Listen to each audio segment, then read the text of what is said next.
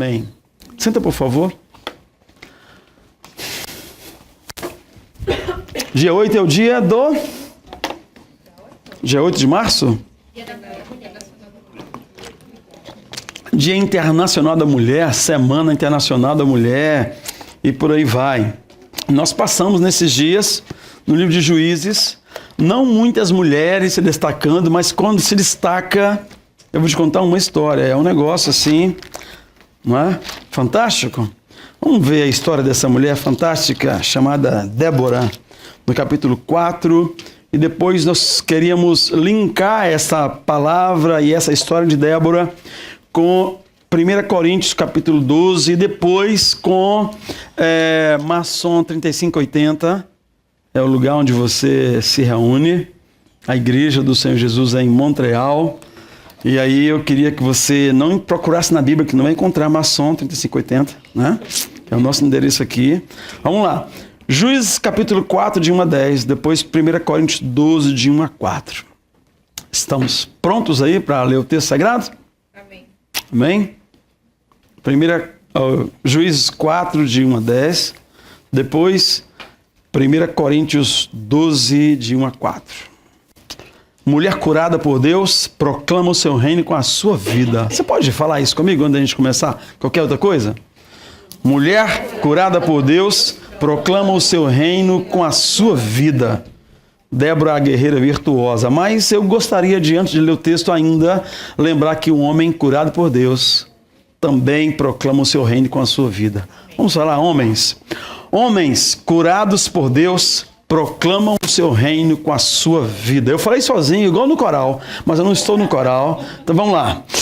Homens curados por Deus proclamam o seu reino com a sua vida. Muito bem.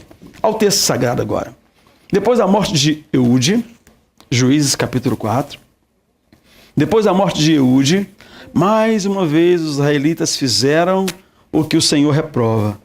Assim o Senhor os entregou nas mãos de Jabim, rei de Canaã, que reinava em Azor. O comandante do exército era Sísera, que habitava em Azerote Agoim.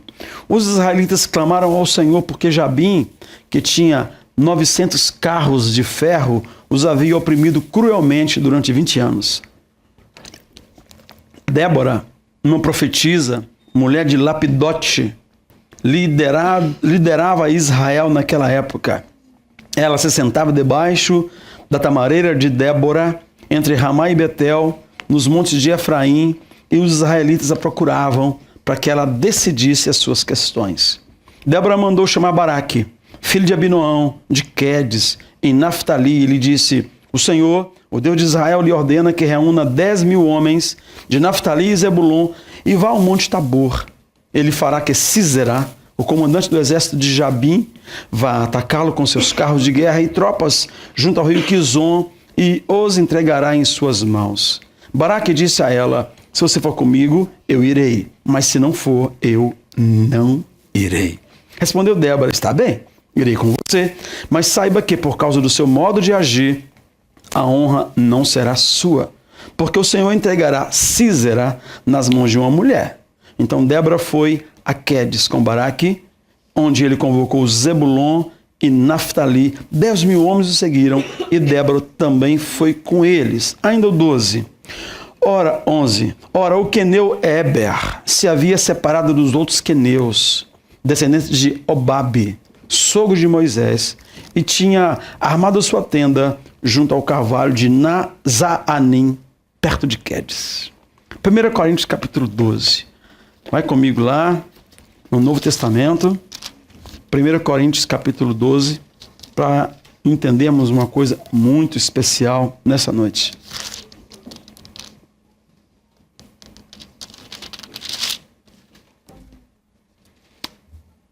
Eu escrevi 12 de 1 a 4, é 12.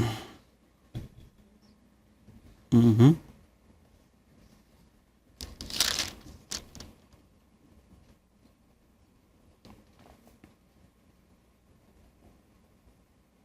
Doze, 12, versículo 4. Há diferentes tipos de dons, mas o Espírito é o mesmo. Há diferentes tipos de ministério, mas o Senhor é o mesmo. Há diferentes formas de atuação, mas é o mesmo Deus que efetua tudo em todos. A cada um, porém, é dado a manifestação do Espírito visando o bem comum. Pelo Espírito, a um é dada a palavra de sabedoria, a outro, pelo mesmo Espírito, a palavra de conhecimento, a outro, fé, a outro, pelo mesmo Espírito, dons de curar, pelo único Espírito, a outro, poder para operar milagres, a outro, profecia, a outro, discernimento de espíritos, a outro, variedade de línguas, ainda a outro, interpretação de línguas. Todas essas coisas, porém, são realizadas pelo mesmo e único Espírito, e ele as distribui individualmente a cada um como quer. Diga amém? Amém. Amém. Papai querido, nós lemos a tua palavra, por si só ela é preciosa, poderosa. Eis-nos aqui, papai, que teu Espírito continue assim, como já oramos, falando conosco. Amém. Amém. Querido, tem uma certa distância entre Débora, a igreja de Corinto e a igreja na Rua Maçom. Não é verdade? A igreja que Débora era membro dela está lá mais ou menos 1.200 anos antes de Cristo. Está bem longe da gente. 3.200 anos atrás. A igreja de Corinto está ali pelo ano 60, na igreja plantada ali no Império Romano, ali no início da história da igreja. E a igreja de hoje, a igreja de Montreal, ano 2019, dia de neve, significa que as coisas não vão andar muito bem, né? O carro não vai nem sair, nem estacionar muito bem às vezes, mas apesar da distância histórica, tem um contexto espiritual que é o mesmo.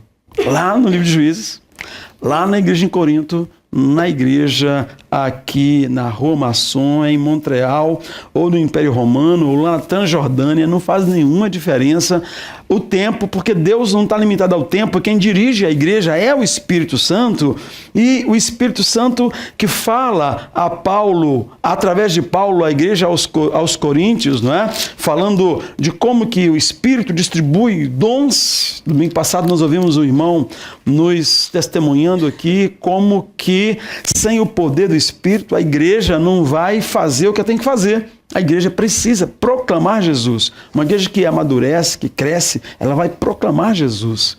E cada um de uma maneira, cada um com um dom que tem. Quem canta, cantando. Né? Quem fala, falando. Quem mexe com a informática, informatizando. Quem faz moda, quem faz... O que você faz na mesma enfermagem? Curando, mas nós vamos, cada um com o dom que tem, dom natural, o dom espiritual, nós precisamos, para ser igreja, de estar amadurecendo também na proclamação do Evangelho.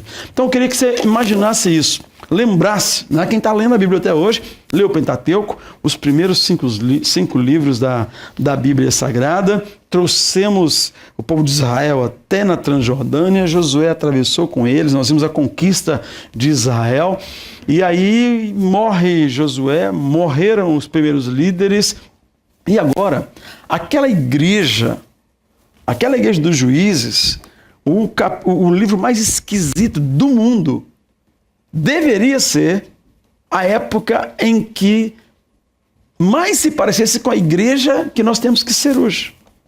Por quê? Porque não tinha um rei ali. Deus não queria dar um rei para o povo de Israel. Por quê? Porque ele queria ser o rei do povo de Israel. Como Jesus é o rei da igreja, o Senhor da igreja em Corinto, e deve ser o rei da igreja, o Senhor da igreja na Rua Maçom em 2019. Então, aquele povo estranho como era o povo da época dos juízes, era a época que mais poderia se parecer com a igreja, que às vezes mais se parece com a igreja. Por quê? Porque diz o texto que cada um fazia o que queria fazer. Ninguém se submetia a ninguém. As coisas andavam segundo a cabeça e o propósito de cada um. e aí dava muitos problemas, mas por incrível que pareça, era um ambiente em que Deus não queria realmente ninguém maior do que ninguém, mas o Espírito estava ali para liderar aquele povo, fazê-los proclamar para povos poderosos em volta que aquele povo, através da oração, através do contato com Deus, iria progredir, iria desenvolver, iria crescer naquela terra, conquistar aquela terra, porque Deus havia assim prometido. Era um ambiente maravilhoso para o Espírito de Deus operar na vida daquele povo, porque o Deus daquele povo era o Senhor, o rei daquele povo era o Senhor, quem dirigia aquele povo era o Espírito Santo, pelo menos era o projeto de Deus para aquela turma. Então aquela turma ali atrás tinha esse ambiente, podiam deixar-se ser guiados pelo Espírito Santo ou não. Nós vemos no texto sagrado que eles não se deixaram ser guiados pelo Espírito Santo. A igreja de Corinto tem o mesmo Espírito que levantou Débora e Baraque naquele momento, e essa igreja também lida com os dons, tem liberdade nos dons espirituais, mas tem muitas dificuldades outras por causa dos mesmos motivos que tinha lá atrás. Os mesmos desafios temos a igreja hoje, um inimigo comum, e às vezes nós deixamos de perceber quem é o nosso inimigo e nós entramos em guerra uns com os outros, e é assim que acontece muitas vezes. E aí, eu queria voltar no tempo então e voltar para Débora, para lembrar as nossas senhoras que nesse tempo de comemorar o Dia da Mulher, não é? Isso é muito bem intencionado, muito importante. Em todo o tempo as mulheres tiveram uma sensibilidade muito grande com Deus. E o nosso desejo é que vocês não percam a sensibilidade com o Senhor. Não sei com quem falava nessa semana que me lembrei que na maioria das vezes, na maioria do tempo, na maioria dos eventos, somos pastores de mulheres e crianças. Os homens não têm sensibilidade do Espírito de Deus, disponibilidade. Eu não vou usar o coral como modelo, pode deixar que eu não vou usar o coral como modelo, mas o coral, não vou usar. Mas é muito assim que acontece, a disponibilidade, tanto das crianças quanto das mulheres, é muito maior. E não é à toa, é porque a sensibilidade realmente está mais aflorada ao Espírito Santo de Deus, e o que deveria ser, na realidade, de comum acordo, homem e mulher, cada um cumprindo o seu papel no reino de Deus, fica muito na mão das mulheres. Teoricamente, né, nós ficamos falando aqui com a nossa velha teologia, que o homem é o cabeça, etc, como Cristo cabeça da igreja, mas na realidade, a Bíblia Sagrada não põe ninguém maior que ninguém, não. A mulher foi tirada do lado desse sujeito para que pudessem ser igreja, pudessem ser corpo, pudessem ser perfeitamente a imagem de Deus.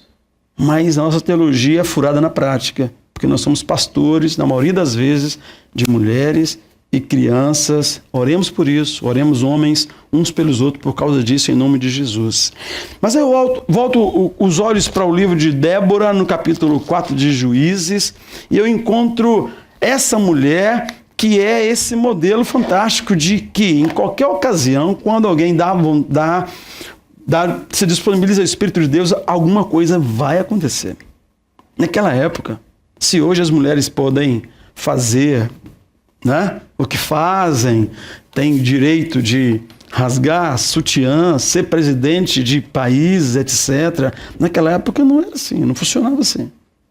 Naquela época era muito fechado as coisas. Na época de Corinto também o era. Hoje é a melhor época que as mulheres podem ser Déboras, porque a liberdade, realmente, essa conquista aconteceu.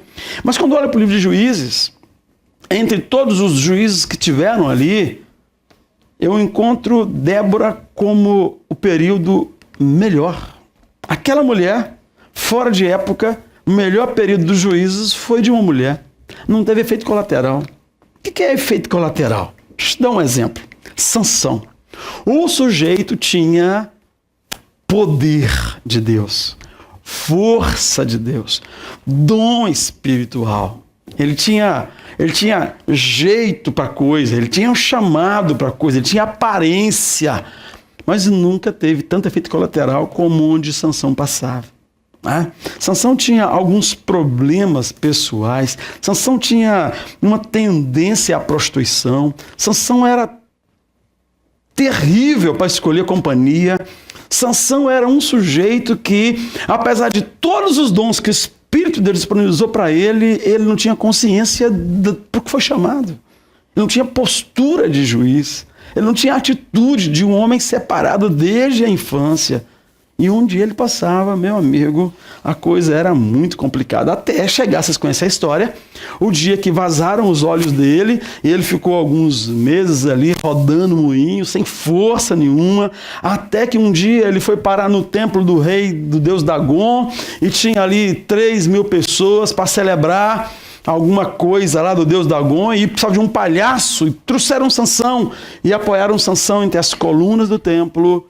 E aí, aquela última oração que ele faz, olha a oração que ele faz. Ele fala: Senhor, soberano, lembra-te de mim e das forças, e dá-me forças mais uma vez, para que eu me vingue dos filisteus por causa dos meus 2 olhos que eles furaram. Essa oração, Deus ouviu, essa oração não tem nada de errado com ela. O que eu quero que a gente pense é que ele era um juiz de Israel, que ele era um homem que tinha algo para representar. E na hora que ele vai orar para questionar com Deus motivo para destruir o templo do deus Dagon, ele olha de novo como ele fazia lá atrás, com todo o egoísmo, com aquela falta de postura que tinha que ter aquele homem de Deus, aquele homem separado por Deus. E isso que eu queria que a gente entendesse, esses efeitos colaterais que ficaram na vida de vários deles. Por exemplo, Gedeão fez também um ótimo trabalho, não tinha naquela época nenhuma intenção como dos reis para ficar o poder de pai para filho. Gedeão fez um bom trabalho, com 300 homens ele vence os midianitas e etc. Mas depois os filhos dele fizeram muita atrapalhada. Um dos filhos dele matou 70 irmãos para ficar no direito que em tese ele teria para ser rei, ele não tinha. Deus era rei de Israel. E foi mais efeitos colaterais. E cada época vai ser assim. Isso é terrível. Olha para Débora. Débora, uma mulher, por si só já foi uma grande conquista, mas ela era esposa. Ela tinha um marido. E o marido dela é citado aqui no texto. Débora, uma profetisa, mulher de Lapidote. Tem outras versões que falam outros nomes, mas mulher de Lapidote, queridos, e essa mulher ela tinha, no mínimo, uma dupla jornada. O texto fala que ela debaixo da árvore de Débora, já dava nome à praça lá, ela recebia as pessoas que vinham de longe, de outras cidades, que vinham de longe para serem julgados ali por ela. E eu quero lembrá-las, senhoras, que você não começou dupla jornada. Débora já tinha dupla jornada e função social que colocava em xeque a vida dela, a tranquilidade dela, a liberdade de entrar e de sair. Débora já vivia isso e não era fácil. Não era fácil para aquele marido lidar com aquela mulher que despontava daquele jeito.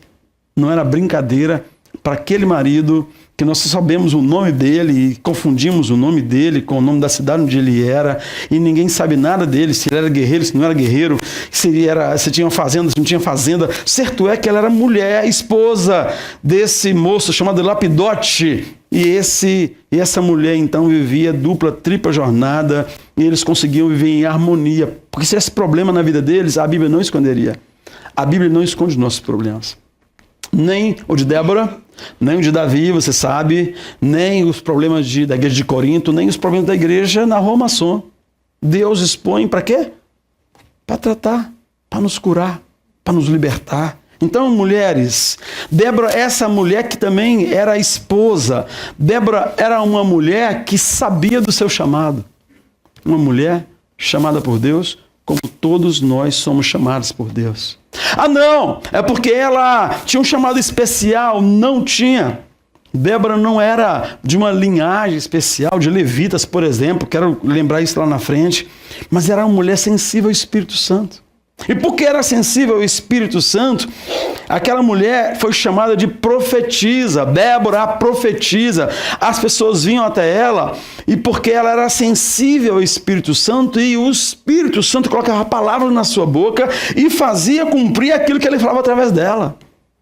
Ela tinha uma convicção do seu chamado, ela sabia que Deus cumpria o que falaria através da vida, da boca daquela mulher, e as pessoas ouviam a sua orientação. Débora é uma mulher que era envolvida nas necessidades do seu povo. Se você ler o texto todo, o capítulo 5, você vai encontrar Débora adorando o Senhor. Ela estava ali cantando, adorando. O povo de Israel, muitos anos depois, não sei como é hoje, mas esse cântico em alto, ele tem um alto conceito, porque ele falava dessa vitória. Mas no cântico dela, ela fala no capítulo 5, versículo 6, dizendo: nos dias de Sangar, que era o juiz anterior, nos dias de Sangar, as estradas estavam desertas, os que viajavam seguiam caminhos tortuosos. Já tinham desistido os camponeses de Israel, já tinham desistido até que eu, Débora, me levantei. Levantou-se uma mãe em Israel. Minha pergunta é: se você se levanta como uma mãe na sua casa, na sua igreja, ou como um pai na sua casa, na sua igreja, na sua cidade, ela viu o sofrimento, ela viu a dificuldade, ela começa a orar, ela começa a buscar o Senhor. Eu me levantei como uma mãe em Israel. E a pergunta: você é essa mãe que Débora se dispôs a ser como modelo para você e para mim?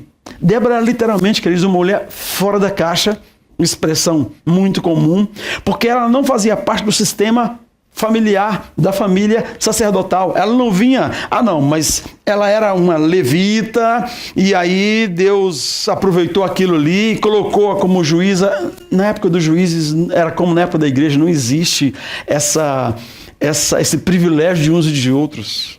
Não tinha privilégio. Tinha um povo de Deus, que Deus era o rei, e quando eles obedeciam a Deus, tudo ia na tranquilidade. Quando eles desobedeciam, simplesmente Deus dizia: então tá, faz do jeito de vocês. E depois de um tempo eles clamavam ao Senhor: Senhor, volta aqui. Não faz sentido ser igreja sem o Senhor. Não faz sentido ser o povo de Deus sem Deus. Não faz sentido, como entre os coríntios, ter os dons espirituais sem o Espírito Santo dirigindo e operando. Mas essa mulher fora da caixa adianta o tempo onde mulheres e homens seriam reconhecidos como sacerdotes, como profetas, como homens de Deus, como mulheres de Deus, onde onde Jesus seria rei sobre a terra, como Deus queria ser rei na nação de Israel, onde seríamos esse povo adquirido por Deus. Então, essa mulher adianta um tempo. Essa mulher faz nos enxergar que a igreja naquela época, a igreja em Corinto e a igreja hoje tem a mesma questão e precisa entender que tem o mesmo inimigo, e a estratégia é a mesma: submeter-se ao Espírito Santo de Deus. Naquela época, não é diferente do que viviam as mulheres em Corinto e vivem mulheres e homens hoje. Aquela mulher sabia lidar com preconceito. Ela recebe de Deus uma palavra em oração, chama Baraque e diz para ele o seguinte: Baraque, o Senhor Deus de Israel te ordena, entre os homens de Naftali e os homens de Zebulon, encontre entre esses homens um exército de 10.000 homens, vá ao Monte Tabor, um monte muito importante para a nação de Israel, naquele período ali, e ele, o Senhor, entregará os inimigos nas tuas mãos. Uma reuniãozinha de oração, parecida das nossas de terça-feira, com pouca gente, e aí ela dá essa palavra para ele, e ele falou para ela: deixa eu te contar uma história. Se você não for comigo, eu não vou, não. Rapaz, presta atenção. Deus me deu uma palavra: vá, chame os homens, suba ao monte. Naturalmente, esse exército, esse exército que o rei Jabim tem, o exército dos cananeus, eles vão se levantar, eles não aceitam provocação, eles vão atacar vocês e Deus vai dá-los nas tuas mãos. Irmãos, era um exército fraco, não tinha arma, não tinha recurso, não tinha estratégia, ele nem era um general, mas era um homem que agora Deus está comissionando. Como comissionou Débora, está comissionando Baraque. E eu queria que você entendesse isso. E eles têm esse diálogo em oração. Deus me falou, você vai libertar o povo de Israel. Ele olha para ela e fala assim, não vou sozinho, mas de jeito nenhum. E ela pergunta para ele aqui, você vai dar conta de lidar com uma coisa que eu lido o tempo todo, chamado preconceito? Você vai dar conta de saber, de ouvir falar que Deus livrou o povo de Israel na mão de uma mulher, que foi uma mulher que dava suporte, uma mulher que estava por detrás, na eminência parda, dando moral para o exército? Você vai dar conta disso? E aí, queridos, esse é um papel que se inverte várias vezes. Estávamos nesse dia viajando com os irmãos e a piada dentro do carro era exatamente isso. Não, nós não temos preconceito. Nós não temos preconceito. Aí levantava-se qualquer assunto e aí o assunto aparecia a nossa opinião particular. A nossa opinião particular é o quê, queridos? É verdade, é voz de Deus. A gente bate na mesa e depois abaixa o ânimo e a gente falava assim, não, nós não temos preconceito. Nós não temos nenhuma dificuldade com a opinião do outro, exatamente entendendo como que o preconceito é forte, quando nós temos que lidar com ele o tempo inteiro. O tempo inteiro. Homens, mulheres, crianças, né? E nós temos que aprender isso. E essa mulher coloca isso, porque ela vivia como mulher, vivia enquanto líder, vivia agora, e ela pergunta a ele. E queridos, agora que eu vou te falar, o texto não mostra. Não é isso que o texto fala, o texto nem me dá base especificamente para isso. Mas no contexto eu posso dizer o que eu vou dizer para você. Eu fico imaginando que na continuidade da conversa, Baraque disse para Débora, minha irmã, Deus nos dará a vitória. Não é o seu dom de profeta que nos dará a vitória. Não é o dom de liderança que Deus agora coloca sobre mim que nos dará a vitória. Não é o dom de guerreiro que, vamos dizer, né? Não é o dom de guerrear que os nossos 10 mil guerreiros terão que nos dará a vitória. Daí o que o povo falar, pouco importa. A vitória vem do Senhor. E aquela nação, aquela igreja, na época dos juízes, era a que mais parecia conosco. E conosco deve ser assim. A vitória que tem nessa igreja não é do fulano, da cilana, da cicrana. É do Senhor. Toda vitória na sua vida vem do Senhor. Hoje ele usa a Kelly, a Livínia, cuidando das mulheres, junto com a equipe que cuidou. Amanhã usa os homens, depois de amanhã usa os jovens. A vitória vem do Senhor. Então Baraque nos dá esse modelo. Eu já vi muitas conversas, muitas palavras falando da fraqueza de Baraque, da fragilidade de Baraque enquanto líder. Eu vejo Baraque pensando como igreja. A vitória é do Senhor. Importa nos levantarmos todos, cada um com seu dom, e servir ao Senhor, nosso Deus, o nosso Rei. Era a igreja em Juízes. A igreja que Paulo estava tentando tudo para dizer para ele, vocês têm todos os dons, não sabem o que fazer com os dons, sirvam uns aos outros. O Espírito de Deus deu os dons a uns e a outros para servir a igreja. Eu queria que a gente compreendesse isso. Bom, tem uma pergunta que eu não sei se você entendeu. Por que Israel sofria aquela agressão dos cananeus? Se nós olharmos um pouquinho atrás no texto sagrado, no capítulo 3, versículo 7, nós vamos encontrar exatamente isso. Os israelitas fizeram o que o Senhor reprova, pois se esqueceram do Senhor, seu Deus, e prestaram cultos a Baalins e a Azerá. A igreja do Senhor começou a prestar cultos a Baalins e a Azerá. E se você continuar lendo o texto sagrado, você vai encontrar, depois da morte de Eude, mais uma vez os israelitas fizeram o que o Senhor reprova. Assim o Senhor entregou na mão de Jabim, e aí começa a história que nós estamos nela. Mas todo o livro de Juízes você vai encontrar isso repetidas vezes, queridos. E aí você pode perguntar, por que a igreja hoje não é uma igreja vitoriosa, vencedora? Por que a igreja na Rua Masson, por que a igreja em Montreal é tão apagada? Por que os quebecois têm o direito de falar, de pensar, de agir em relação à fé como agem? Porque em todas as épocas esse versículo se repete. Qual que é a solução? A solução é a mesma. Então clamaram ao Senhor e o Senhor os ouviu. E levantou levantou Eude, levantou Sansão, levantou Débora. E se Deus te levantar, não seja Sansão, não usa força, não usa a sua estratégia, mas usa a estratégia do Senhor. Se o Senhor te levantar, não pensa que é seu posto. Depois você é do seu filho, você não é rei, eu não sou rei.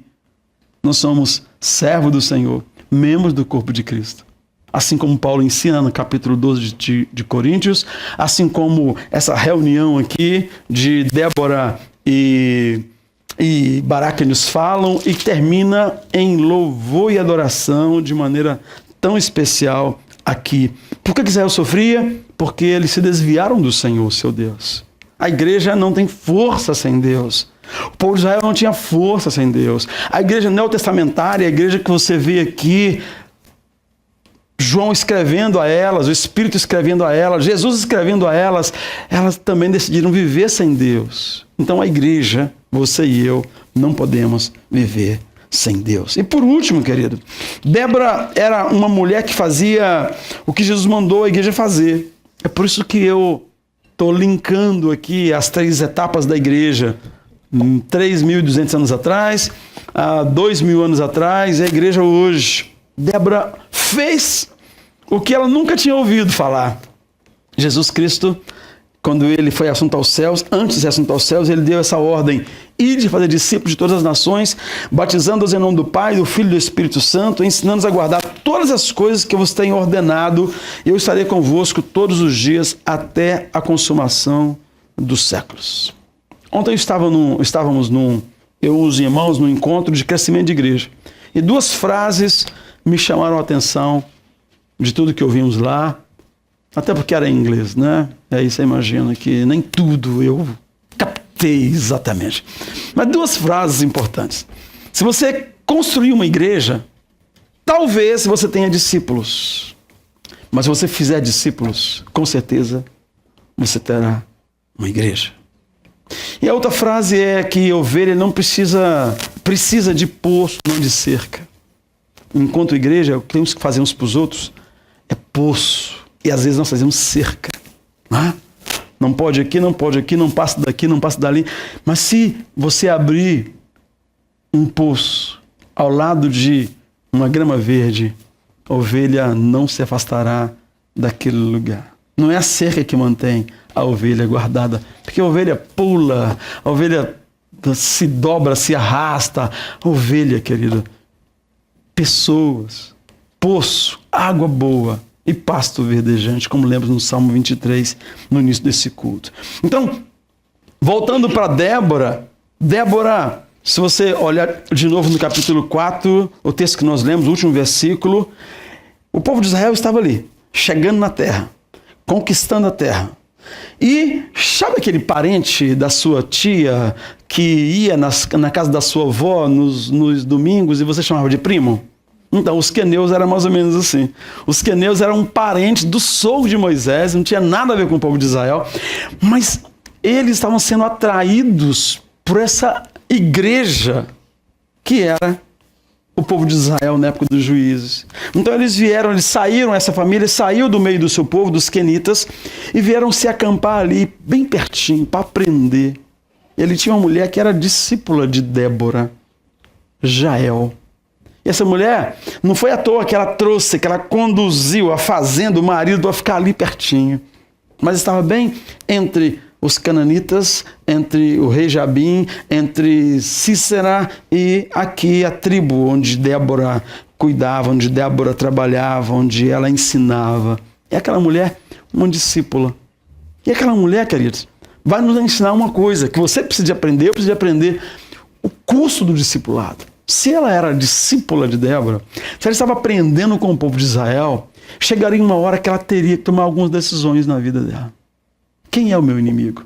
Ela vivia exatamente entre o povo de Israel e o povo dos cananitas, dos cananeus. Ela vivia entre aquele povo que não tinha rei, que tinha o Senhor, que liderava aquela nação, e Jabim, que era o rei daquela terra.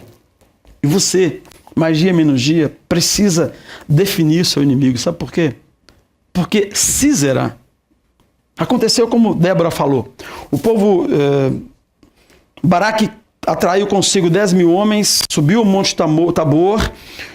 Sísera vem com seus 900 carros, cheio de orgulho, de certeza que venceria, mas Deus deu a vitória ao povo de Israel. Simplesmente isso. Deus deu a vitória. Um exército pequeno, um exército que não tinha recurso nenhum, Deus lhe deu a vitória. Mas por que Sísera, fugindo do exército de Israel, foi parar na casa de Jael? Porque Jael estava ainda em cima do muro. Discipulada, mas ainda não tinha decidido que ela seria serva do Deus de Israel, do rei de Israel, que era o Deus de Israel. E ela estava em cima do muro. E é muito interessante, alguém conta uma história, virou uma ilustração, de que teve uma visão de demônios lutando, guerreando. Ele estava sentadinho em cima do muro e via ali embaixo demônios rasgando pessoas, maltratando. E ela estava ali e de repente ela fala: Senhor, por que eu estou aqui? Minhas pernas ligadas para dentro, por que não me ataca? Aí ele falou: porque você está no território dele. Ele estava lutando contra quem estava do lado de cá. Em cima do muro é o território do inimigo. Onde você está, ele não te ataca, não te ofende, porque você está dentro do território dele. E querendo ou não, você faz parte. Você é gente dele. E a pessoa acorda de um sonho assim, assustada. É o caso de Jael. Jael era uma mulher que estava sendo discipulada, que estava sendo cuidada, que sabia do Deus de Israel, mas ela ainda estava em cima do muro. E veio o inimigo, aquele moço que representava o exército dos cananitas, dos cananeus, e entra na casa dela. E ele tinha tanta liberdade que ele dormiu ali na casa dela. E agora ela tem que tomar uma decisão. Ela vai viver na mentira, escondendo um demônio dentro de casa, ou ela vai matar aquele demônio dentro da casa dela, ou ela vai eliminar aquilo da vida dela, porque, querido, o que trazemos para dentro de casa pode edificar ou matar. O que você traz consigo para dentro da sua casa vai edificar ou matar. É preciso pensar nisso. Esse é o custo do discipulado. Você vai compreender isso. Você vai sendo conduzido pelo Espírito de Deus até a hora que você tem que tomar uma decisão, que Jael teve que tomar. Ela é citada como uma guerreira, como Débora, no Cântico de Débora, porque ela decide que ela estaria naquela batalha do lado do povo de Israel. A igreja, queridos, a luta da igreja desde o Calvário não é contra a carne e o sangue. Aquela luta terrível ali de tribos, né? Era um negócio tribal. Você não pode tentar responder as perguntas que nós temos hoje com as questões lá dos juízes. Ah, por que Deus mandava fazer assim, sabe, irmãos?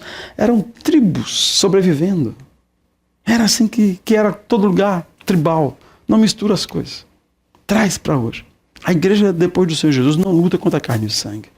Essa igreja não tem nenhum inimigo em Montreal, nenhuma organização, nenhuma outra igreja, nenhum segmento. Nossos inimigos são, a Bíblia fala que nós lutamos não contra a carne e o sangue, mas contra principados, potestades, contra dominadores desse mundo tenebroso, nas regiões celestiais, na sua mente, no seu coração. Você vai ganhar as batalhas ou perder as batalhas. Jabim simbolizava exatamente demônios. Sísera simbolizava esses demônios no pensamento, na filosofia do presente século, que nos afastam de Deus, que querem que a gente viva como rei nessa terra, ou servindo a reis nessa terra, e Deus não é o rei das nossas vidas. A igreja vive debaixo da mesma questão: quem é o Deus da sua vida? Se Jesus não é Deus da sua vida, se você recebe dentro da sua vida, como Jael recebeu, Sísera, e ele incitou a viver uma vida de mentira. Eu vou entrar aqui, preciso dormir, estou com muito sono. Você fica na porta, se alguém perguntar, você fala que ninguém entrou aqui não. Você até viu um vulto passando, meio ensanguentado, meio capengando, mas foi embora daqui.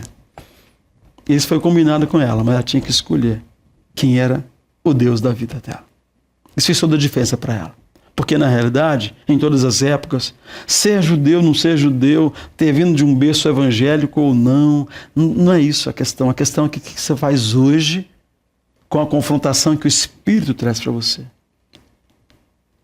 A questão é entender que, como diz o texto de uma música, a letra de uma música, pecado não se explica, pecado se paga. E Jesus pagou por nós na cruz do Calvário. O povo de Israel, que vivia no pecado, vinha perseguição até que se arrependesse e voltasse para Deus.